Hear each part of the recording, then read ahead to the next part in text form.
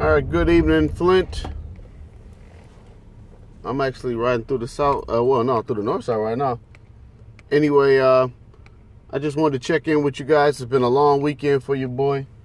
A lot going on. There's some moving around, and I don't any of you that work for like moving companies or that like, you know, these people that always show up when you're ready to move or whatever. I applaud you. You know, I applaud all of you because I hate moving with a passion, man. Like, it's probably one of the worst things that you could probably ask me to do is to help you move.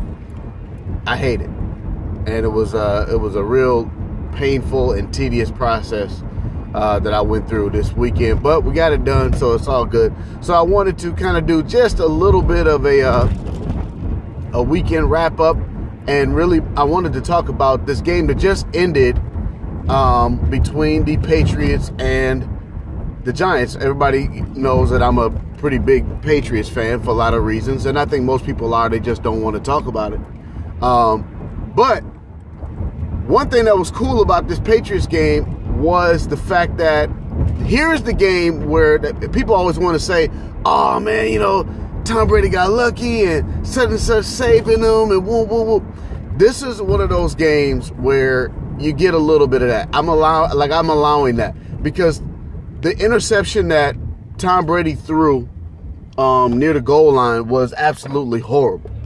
He threw the ball way behind the receiver, and he gets away with throwing the ball behind receivers a lot because of the style of throwing that he uses, this downward style throwing. I watched, it wasn't a 30 for 30, but it was like a something on SportsCenter some years ago when he got that new quarterbacks coach, and that new coach about his throwing style, and it was something that Steve Young had tried years ago, whatever.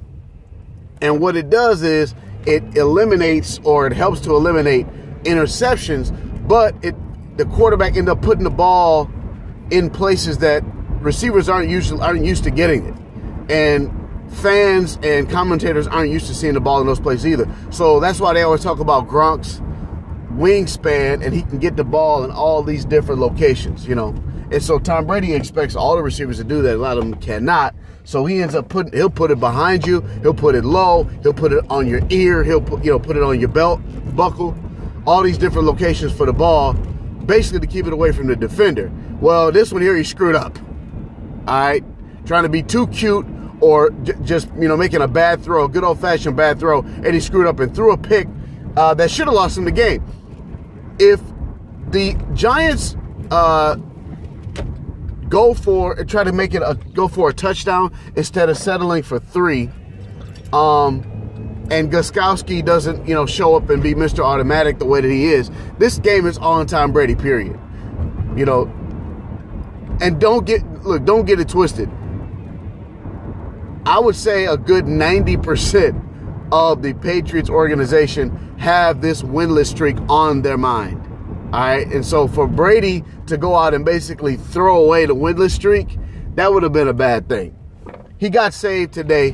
Now, he did make up for the interception in the way that only Tom Brady can. Throwing for 200 yards in a quarter is ridiculous. Throwing for 200 yards in a quarter and then leading up to a victory makes it that much more sweet. But they talk about the ceremonial interception by Tom Brady, especially in like playoff games or Super Bowls. He's going to throw a pick.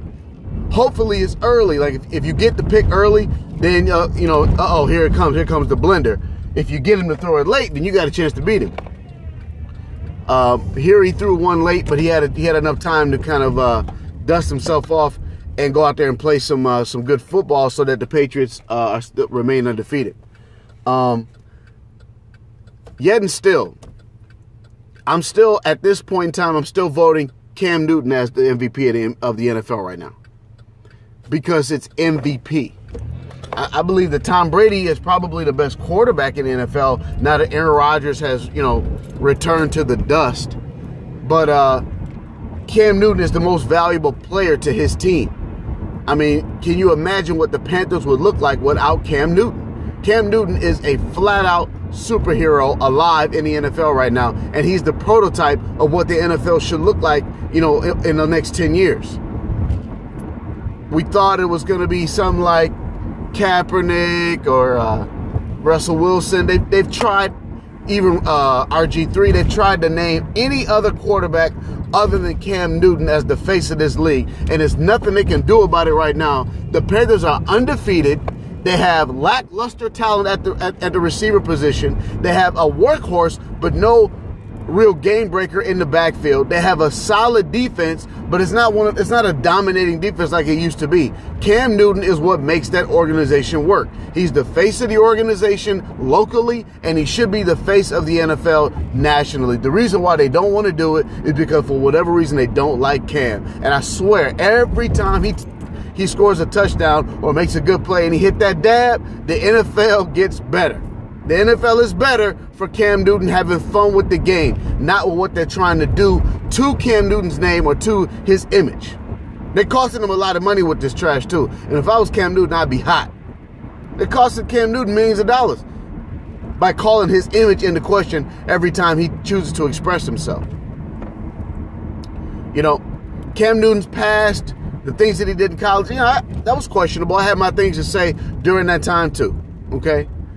But we in the pros now. In the pros, we get paid. So leave Cam Newton alone. Enjoy the game. Enjoy what you're seeing. Enjoy the style of football that Cam Newton is bringing to you for a region of the country.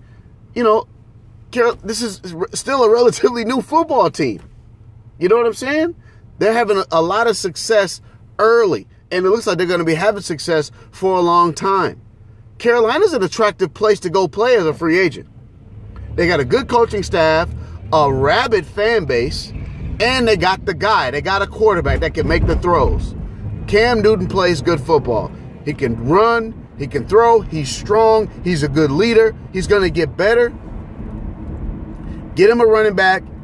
Get him a decent deep threat, and let's go. I would, if I was not a Patriots fan, I would love to be a Panther fan right now.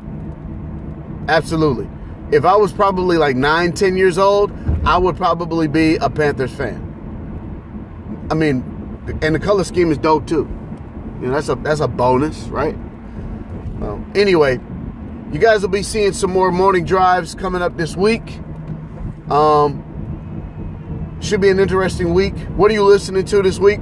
What music did you play in your house over the weekend? Did you have your Anita Baker playing while you were cleaning up the house Saturday morning? Or you were making breakfast for the children?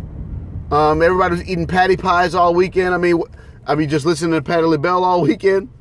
I hope everybody did enjoy their weekend. It was a good sports weekend for me. I don't know how it went for you guys, but you guys can check in. Hit me up on Facebook or whatever. pickandrollpodcast.com. Follow me at QMB810 on Twitter. Kick it with me. I'll see you guys in a couple of days. Peace.